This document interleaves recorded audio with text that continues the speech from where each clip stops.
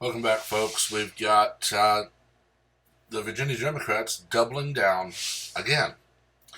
Not long ago, and this has been by far the one video I did not expect to just explode, but I did a video explaining the alleged plans by Virginia Democrats to cut power, cell service, internet, telephones, and faxes, and basically any means of communication they could in advance of sending people in to knock down doors and seize guns.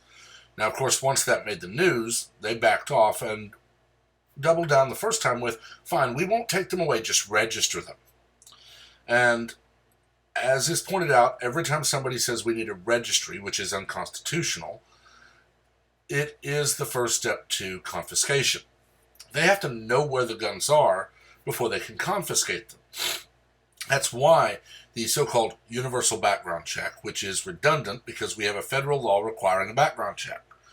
The tweets that came out earlier this year about certain states not requiring a background check, which are lies, only state that they do not require a further background check in addition to the federally required one.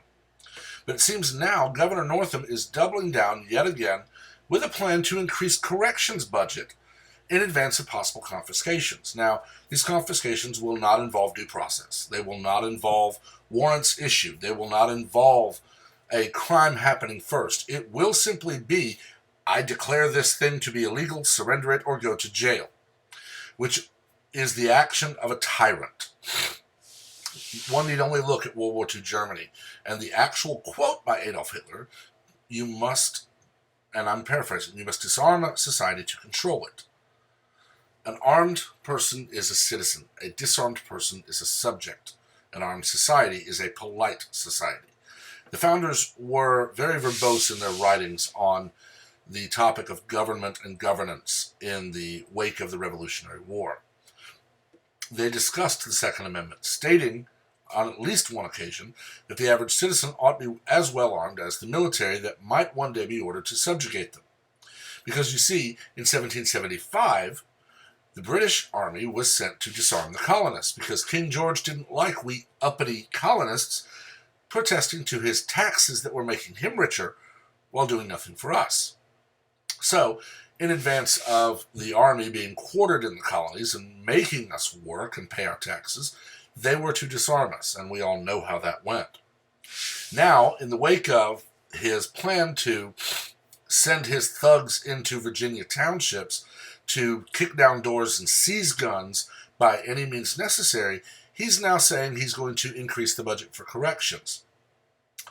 In essence, he's saying, you will pay for the jail I will put you in. This is not the action of someone who should be anywhere near government position. Okay? The Virginia militia is already being bolstered every day. Virginia sheriffs are saying they will not enforce these laws. I've already given a video discussion on the oaths of enlistment and oaths of commission of military and National Guard personnel, stating that they will uphold the Constitution and the laws of their state. And part of the Constitution is the Supremacy Clause.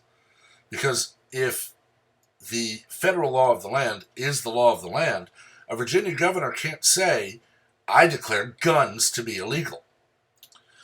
In 1997, there was a study done 3 years after the so-called assault weapons ban of 1994 was put in place. Found a negligible impact on crime because, of course, assault weapons, as they were called then, or long guns, are rarely used in actual crimes. The supposed large-capacity magazines, which are in fact standard capacity magazines for the Armalite platform and other rifles of its type, are rarely used because most mass shootings involve 10 shots. Most crimes involve 10 shots. It's not going to do any good. And the problem is Democrats know this, and they don't care. I would not be surprised to find out that they know their gun control will only exacerbate the situation. They will only cause crime to go up.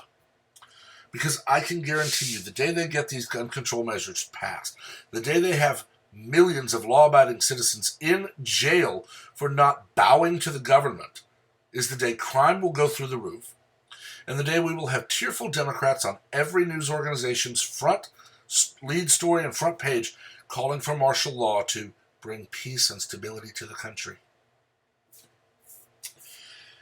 It will be give up your guns. When that doesn't work, it will be give up your guns or die. When that doesn't work and people are either jailed or dead, crime will go through the roof, and it will be bow to us to keep you safe. There's a great quote. Those who sacrifice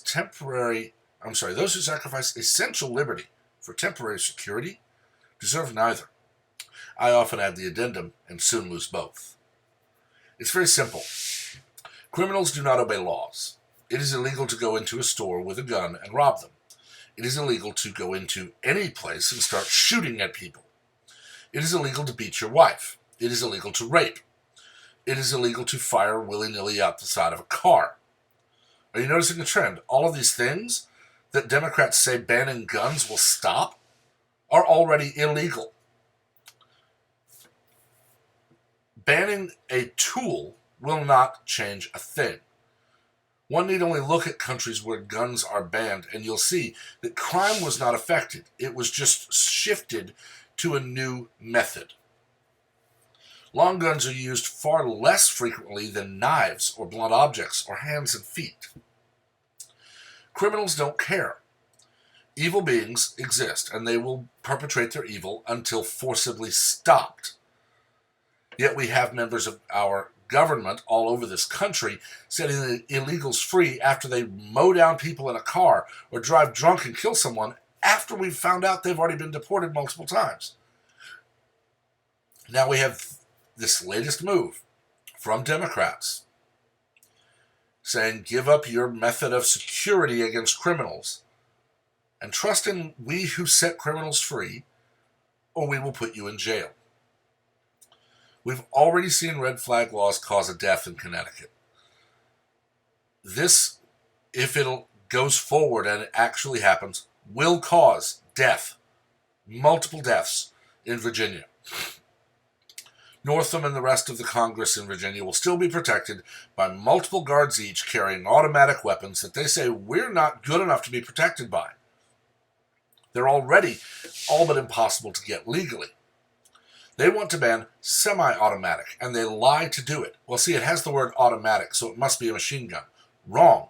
Semi-automatic simply means when I pull the trigger, it fires one round. It then chambers the next and waits for me to fire. When this fails, they will ban pistols. When that fails, they will ban shotguns. When that fails, they will ban revolvers. When that fails, they will ban flintlocks, and then muskets, and then knives, and then hammers, and then bats, and then it will simply be, you bigots are not capable of running your own lives. You will live where we say, you will work where we say you work, you will pay what we say pay, and you will be where we say be when we say be there. We've seen it in one mode or another throughout history in places like the USSR, Communist China, Cuba, Venezuela right now, where people are being killed either overtly or starved to death. Look at Hong Kong, where protesters are beaten. There was a video that came out just a few days ago of a young man who jumped over the balcony of a second-floor shopping area of a mall, crashing to the ground, likely gravely injured, if not injuring himself to the point of death, rather than let police get a hold of him. Because we all know that if you're arrested in Hong Kong, you vanish. If you want your freedom to continue, we need to stop allowing power-mad megalomaniacs like Northam, Pelosi, Swalwell, Schiff, Booker, Harris, Feinstein, Schumer, any of the others into office, because the second they get there, it is always one of their first agenda points to ban guns. We have them on video talking about barrel shrouds. The only thing a barrel shroud does, prevent you burning your hand accidentally by touching the barrel. Shoulder thing that goes up does nothing. Pistol grip does nothing. They use scary terms, and they try to ban a rifle that looks scary. If you showed them a picture of an AR-15 and a Mini-14, they would tell you the Mini-14 is perfectly fine. If you then showed them a video of someone firing a Mini-14 next to someone firing an AR-15, the bullet's doing the same amount to the target, and then switching magazines and continuing to fire perfectly, proving that functionally they are the same firearm, they would instantly say, well, that's an assault weapon, you have to give it up. They live on fear. They prey on fear, and they foment fear. And sadly, we have a lot of people who are so uneducated on the topic that they actually believe this crap. And until we get them out of office, and those who actually try to enact unconstitutional policies put in jail, we're going to continue fighting this fight. And unfortunately, we're going to see blue states fall to violence and possibly worse. And I, for one, don't want to see that. But I've said enough. I will link the article that I found this in the description. As always, please remember to like and subscribe so I can keep doing this, possibly doing it more often. And until next time, everyone have a wonderful day.